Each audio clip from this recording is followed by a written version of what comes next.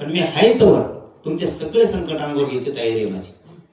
फक्त तुमच्याकडून मला एकजुटीची अपेक्षा आहे, बाकी काय नाही. शेवटी तुम्हालाच लढावं लागणार आहे तुमच्या लेकी बाळीसाठी, लेकरा बाळासाठी. कोणी येणार नाही. तुम्ही पण कधी दवाखान्यात आजारी पडले, तुमचं काय दुखायला लागलं, तुमच्या डोक्यावर आणि पाठीवर हात फिरायला कधीच नेता येणार नाही. लक्षात ठेवा, तुमची लेख, तुमचं पोरग किंवा पोरगी तुमच्या डोळ्यातले अश्रू पुसायला येणार, बाकी कोणी नाही येणार. आपला मायाचा आधार आपलं पोरग पोरगी आहे. त्यांना मोठं करायचं बघा. नेते किती दिवस मोठे करणार आहेत आपण? आपल्या लेकरा बाळांना कधी बघणार आहेत का नाही? कारण आपला खरा आधारच ते.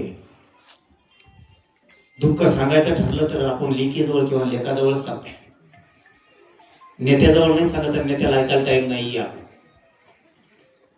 त्याच्या दारात कुत्र्यासारखं जाऊन उभा राहण्यापेक्षा तुमचेच लेखबाळ अधिकारी करा, त्यांनाच मोठं करा, सुखी समाधानी कुटुंब करा राज्यातले आपले सगळे.